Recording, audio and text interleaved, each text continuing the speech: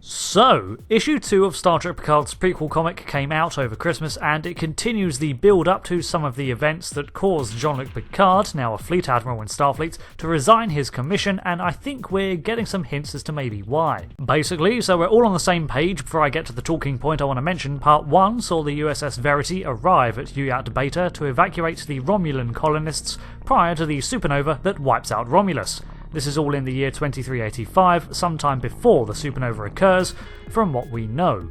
But several changes have already been made to the prior continuity provided by the Countdown books and supported by works such as Star Trek Online. Which is no biggie, these sources are considered extra-canonical anyway, and open to be tweaked.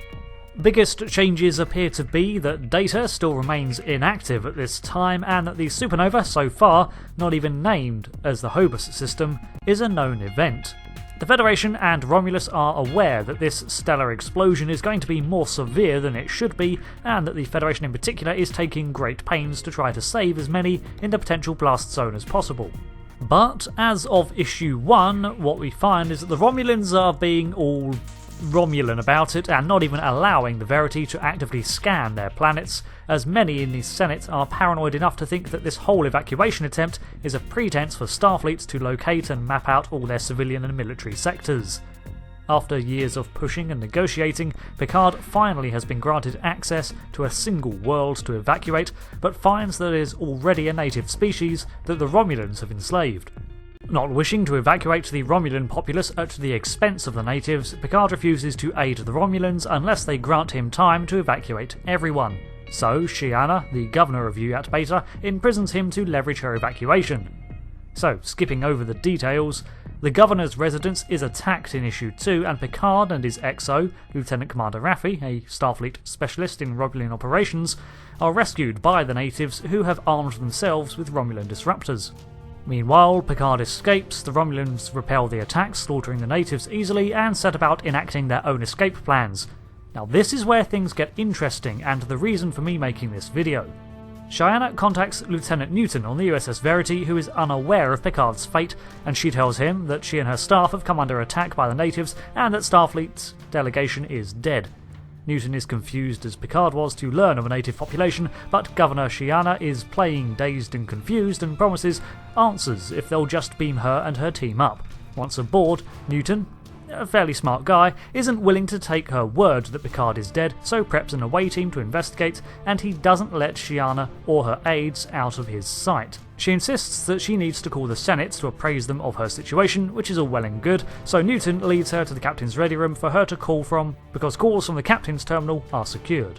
This is where things go sour, as instead of calling the Senate from the console, Athos enters an unseen command override that triggers a red alert and locks down the Verity, sealing the ready room off from the ship.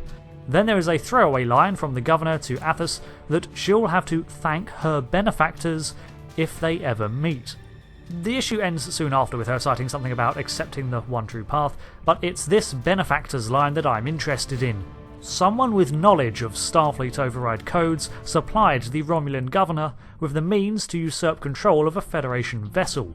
We've seen these sorts of command codes issued before, notably things like a ship's prefix code that can grant remote access to certain systems if a Starfleet ship was ever hijacked, and many captains can customize protocols and security measures to their situational experience. But either way, such overrides, such as this apparent lockdown of the USS Verity, are protected by the highest levels of Starfleet security. Picard, as an admiral, would have access to them, but as far as we know, they weren't tortured out of him between issues, and besides, this wouldn't gel with the whole mysterious benefactor angle. So the most troubling conclusion to draw is that someone within Starfleet supplied the override to Shiana, possibly to grant her an edge in leveraging her evacuation over Picard's protests. It could be someone in Starfleet knew of the native situation, and that Picard would protest about leaving them behind, so provided the governor with some means of coercion. After all, the Verity is an Odyssey-class starship from all appearances, and therefore hot off the line, maybe even the prototype of the class from the registry. Everything about its development would also be highly secured, one would think. So perhaps this is the root of Picard's disillusion in Starfleet. They made a choice to agree to the Romulans' terms and try to save some rather than none. As a numbers game, I can see the choice being made, but at the end of the day, someone in Starfleet may have acquiesced to the stubbornness of the Romulans, and thrown Picard and the Verity to the wolves to fulfill an agenda. Troubling insinuations, and even if it's not where the story is headed, some issues are still present. It means there's a leak high up in Starfleet or an exploit in security, and clearly, however this situation resolves, it's not going to be acceptable in Picard's opinion. So what do you think? I still see some issues with the actual plot. Like, if my assumptions are true, then why send Picard if you knew he'd object? But I believe that if Picard doubted the integrity of Starfleet Command, that Jean-Luc Picard would distance himself from the organisation. He's never been one to follow blindly. Let me know your thoughts, and if you're reading these issues. So far there's not too much more to the story, and this issue was kind of a predictable continuation of the first, but I am wondering if the climax of this story will include Picard's resignation, or if this is more of like another fray in the rope. I'm liking the clean art style, although I think they could afford to go a little more stylistic with the designs, but I get the feeling they want to clearly show the tone and look of the 2380s Starfleet without too much open to interpretation.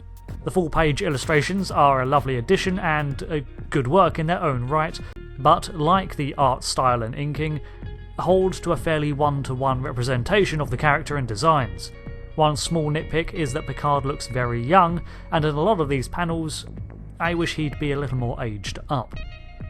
Thanks for watching, and if you want me to do more comic breakdowns or review related stuff, let me know, and until the next video, I've been Rick and I'll see you later. Goodbye.